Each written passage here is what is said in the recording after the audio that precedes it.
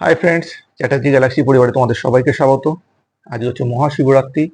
তো শিবরাত্রিতে সকালবেলা পুজো টুজো সেরে যেমনভাবে পুজো দেওয়া হয় সেরকমভাবে পুজো দিয়ে বাড়িতেই পুজো দিয়েছি সবাই মিলে। তো দিয়ে আজকে সকালবেলায় সেরকমভাবে খাওয়া দাওয়া হয়নি, যেহেতু উপোস থাকা হয়েছিল। ছাতু দই এইসবই খেয়েছিলাম। তো পুরোপুরি না খেয়ে থাকতে পারি না, একটা গ্যাসের সমস্যা হয়। তো রাত্রিবেলা গিন্নি রান্না করে দিল। আজকে অনেক কিছু মেনু রান্না করেছে, যেহেতু নিরামিষ। তো সেই জন্য করে দিয়েছে হচ্ছে পরোটা। একদম, এটা কি মিক্স পরোটা করেছো না? মানে আটা ময়দা মিক্স করে? না, একদম আটা ময়দা মিক্স করে। আমি গিন্নিকে বলেছিলাম একদিন বানিও তো। তো পরোটা, আর এটা হচ্ছে নবরত্ন তো, একদম নবরত্ন। আর এর মধ্যে আছে প্রচুর প্রচুর সবজি আছে, সেগুলো বলছি। আর আছে হচ্ছে মিষ্টি, জানো তো আমার মিষ্টি খুব ফেভারিট, চমচম। আর এটা হচ্ছে গোলাপ সন্দেশ। তো শিবরাত্রি পুজো কার কিরকম কাটালে? মানে এখনো তো চলছে সব, প্রথম প্রহর দ্বিতীয় প্রহর এরকম সব চলছে। তো জল ঢালছো তো? আর আজকে আমার সঙ্গে বিশেষ অতিথি আছে, পাশে বসে রয়েছে। তুমিও খাচ্ছ, বসে বসে খাও, বসে বসে খেতে থাকো। তো আমিও খাওয়া শুরু করছি। কি কি রয়েছে প্রথমে বলে দিই। রয়েছে হচ্ছে আলু, পনির, ফুলকপি, টমেটো, আচ্ছা বিনস, ক্যাপসিকাম, কড়াইশুঁটি, আর কি আছে গো? বেবিকর্ন। বেবিকর্ন, গাজর। গাজর সব মানে তলায় রয়েছে, তো ওই জন্য দেখা যাচ্ছে না, আস্তে আস্তে আস্তে আস্তে আস্তে ধরা দিচ্ছে। তো আমি নরকম সবজি দিয়ে করা হয় বললে এটাকে নবরত্ন পড়বে। একদম একদম। তো নবরত্ন দিয়ে ভালো করে একটা বাইট নেওয়া যাক। হুম, ভালো হয়েছে বেশ,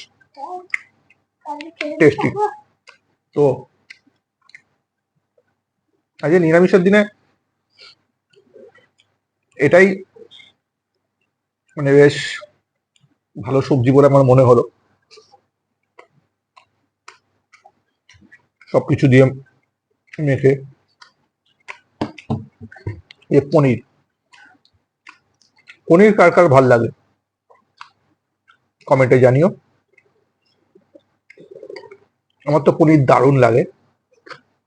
আমার গিনি আর পনিরের আইটেম গুলো দারুণ বানায়ও। আর তোমার দুষ্টুমি শুরু হয়ে গেল, খেতে না খেতেই জল বলো, খাবার খেতে না খেতেই জল।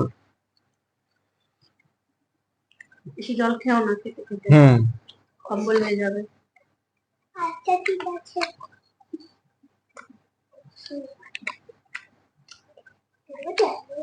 ছোটবেলায় শিবরাত্রি দেখতাম,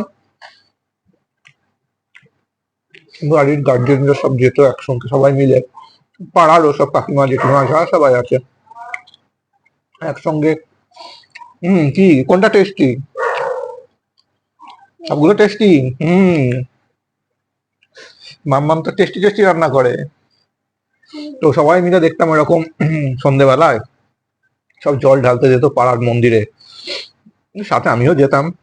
আমাদের এখানে অনেক মন্দির আছে, এখন আরো মন্দির হয়েছে।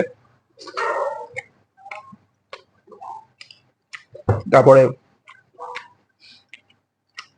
সময় কাটাবার জন্য সবাই একসঙ্গে বসে গল্প গুজব করা, মেনলি রাত্রিবেলা জেগে থাকা। এটাই হচ্ছে, প্রহরে পড়ে জল ঢালবে আর রাত্রিবেলা জেগে থাকবে। তো এই সময়টাকে অতিবাহিত করার জন্য সবাই মিলে একসঙ্গে থাকতো, নানা ধরনের গল্প গুজব হতো, মজা হতো, খাওয়া দাওয়াটা হতো না। আর তখন ওই সিডিতে বই ফই দেখা, ঠাকুরের বই, নানান ধরনের বাংলা বই, এইসব দেখেই সময় কাটানো হতো। আবার ভোরবেলা উঠে ঠিক আছে, তুমি ওরম করে খাচ্ছ কেন? তুমি তোমাদের তখন টেস্ট করালাম, তুমি বললে যে আমি এটা দিয়েই খাবো, এটাই আমার ভালো লেগেছে। আচ্ছা, তুমি তো বড় হচ্ছ, অল্প অল্প তো ঝাল খেতেই হবে। আর মাম্মাম তোমার তরকারিতে ঝাল দেয় না।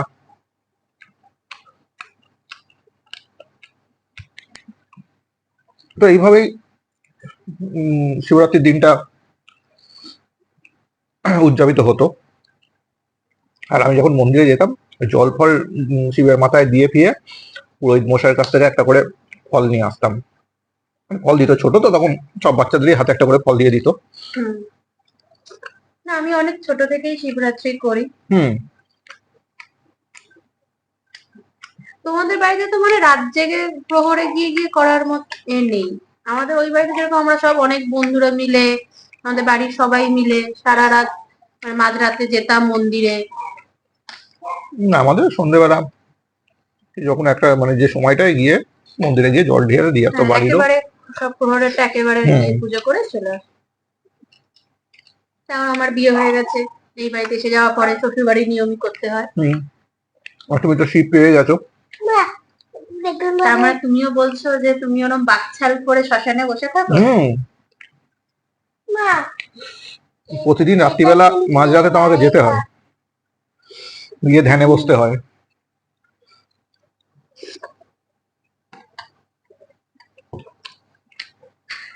হুম।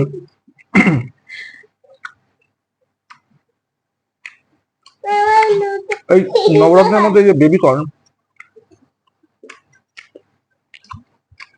ভালো লাগে, কচকচ করে আওয়াজ হয়।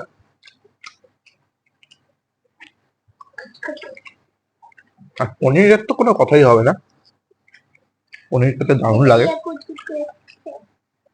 আচ্ছা, মুখটা ফাঁকা। তো আচ্ছা, খাও। আজকে সবাই দেখে নিচ্ছে তুমি দেরি করে শিবরাত্রিতে খাও।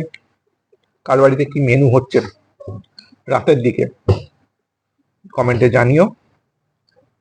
আর যারা উপোস করে জল ঢালছো খুব সাবধানে থেকো, কারণ শরীরে বেশি কষ্ট দিও না, মাথা ঘুরে যাবে, কি শরীর গা গুলোবে, অনেক কিছুই প্রবলেম হতে পারে, তো সেগুলোকে ওভারকাম করার চেষ্টা করো। যদি পারো একটু দইয়ের ঘোল, ছাতুর শরবত এগুলো খেও। আর যদি মনে করো শরীর দিচ্ছে তো ঠিক আছে, সেটা কোনো অসুবিধা নেই, বাবার কৃপা রয়েছে। তো আমি আস্তে আস্তে খাওয়া শেষ করি। না, বাবা কখনো কাউকে বলেনি শরীরে কষ্ট দিয়ে পুজো করতে। সেটা তো ঠিকই, কোনো পুজোতেই বলে না। কারণ শরীর তো আর আমাদের না, তারই দেওয়া জিনিস, তার দেওয়া জিনিসকে কষ্ট দেওয়ার অধিকার আমাদের নেই। একদম, কিন্তু তাও দেওয়া হয়, সেটাই। তো আজকের মতো টাটা, আবার দেখা হবে পরের ভিডিওতে। টাটা। টাটা।